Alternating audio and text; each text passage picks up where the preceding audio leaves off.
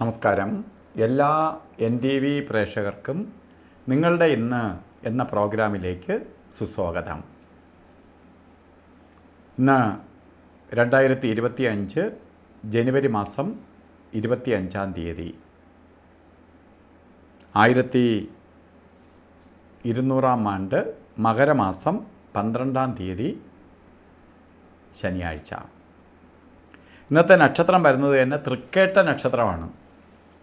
ഇന്ന് ദിവസവും കൊള്ളത്തില്ല.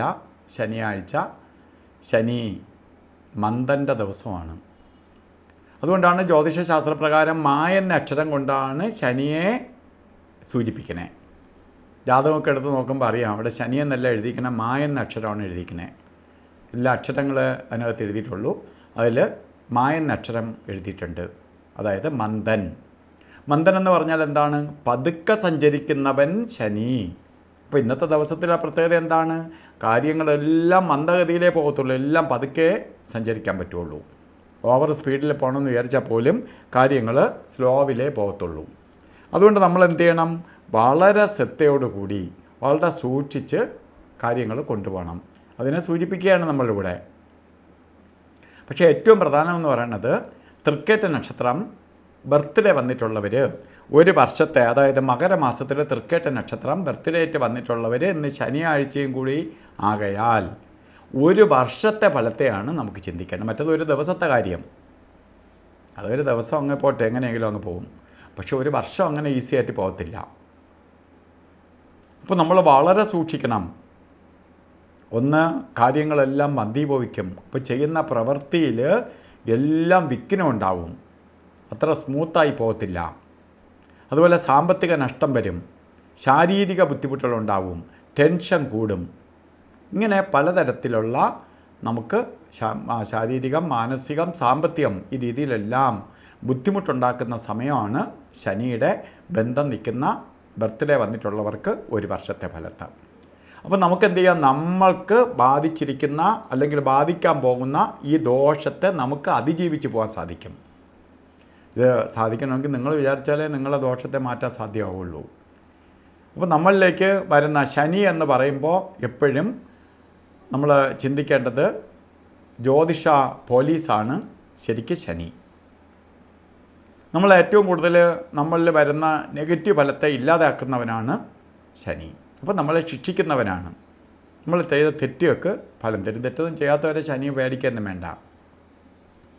അപ്പോൾ ശനിയെ നമുക്ക് പേടിക്കാൻ വേണ്ടി, ശനിയെ പ്രീതിപ്പെടുത്താൻ വേണ്ടി എളുപ്പ വഴികൾ ആചാര്യന്മാർ നിർദ്ദേശിച്ചിട്ടുണ്ട്. ഒന്ന്, ശനിയുടെ പിതാവായ സൂര്യഭഗവാനെ തൊഴണം. ഇപ്പോൾ ശനിയാഴ്ച വ്രതാനുഷ്ഠാനത്തോടുകൂടി ഇരിക്കണം. രാവിലെ എണീറ്റ് എല്ലാ ദിവസവും സൂര്യഭഗവാനെ തൊഴണം.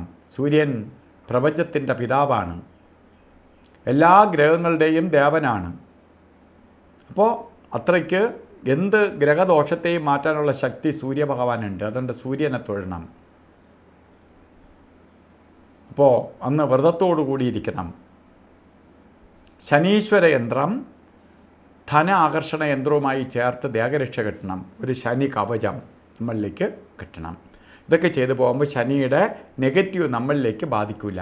നമ്മളിലേക്ക് വരുന്ന നെഗറ്റീവ്, ശരീരത്തിൽ നമ്മളിലുണ്ടാവുന്ന നെഗറ്റീവ് തന്നെ മാറും, പുതിയതായിട്ട് വന്ന് കയറത്തുമില്ല. അതേപോലെ ഇന്ന് കൊള്ളാത്ത ദിവസമെന്ന് ഞാൻ പറഞ്ഞു. ശനി മന്ദനാണ്, പതുക്കെ സഞ്ചരിക്കുകയുള്ളൂ. അതുകൊണ്ട് രാവുകാല സമയത്തിന് വളരെ പ്രാധാന്യമുണ്ട്. ഇന്ന് രാവുകാല സമയം കലണ്ടറിൽ രേഖപ്പെടുത്തിയിട്ടുള്ളത് 9:10 എന്ന് രേഖപ്പെടുത്തിയിട്ടുണ്ട്. 9 മണിക്ക് രാവുകാലം തുടങ്ങത്തില്ല, 9:44 സ്റ്റാർട്ട് ചെയ്യുള്ളൂ. 11:10 വരെ രാവുകാല സമയമുണ്ട്. അപ്പോൾ രാവുകാലം കലണ്ടറിൽ നോക്കിയിട്ട് ഓരോ കാര്യത്തിന് പോവുകയാണെങ്കിൽ നേരെ ഓപ്പോസിറ്റായി പോവും. അതുപോലെ ഗുളികകാല സമയവും യമകണ്ഠ കാല സമയവും ഒരു ശുഭകാര്യത്തിനും കൊള്ളത്തില്ല.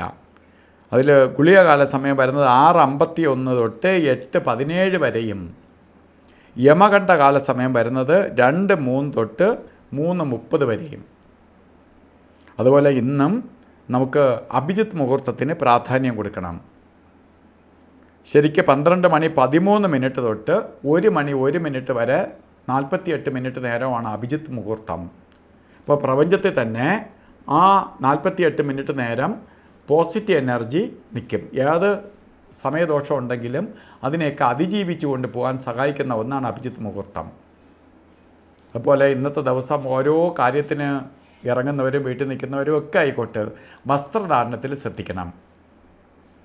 നീല കളറോ അല്ലെങ്കിൽ കറുത്ത കളറിലുള്ളതോ അതുമായി മിക്സ് ആയിട്ടുള്ളതോ അല്ലെങ്കിൽ മങ്ങിയ കളറിലുള്ളതോ ആയിട്ടുള്ള വസ്ത്രം ധരിച്ചുകൊണ്ട് ഓരോ കാര്യത്തിന് പോകണം, അല്ലെങ്കിൽ വീട്ടിൽ നിൽക്കണം. അപ്പോൾ കുറച്ച് പോസിറ്റീവ് എനർജി ഈ വസ്ത്രത്തിന് പ്രത്യേകതയുണ്ട്. അന്തരീക്ഷത്തിൽ നിന്ന് പോസിറ്റീവ് എനർജി സ്വീകരിക്കാൻ വേണ്ടി സഹായിക്കും.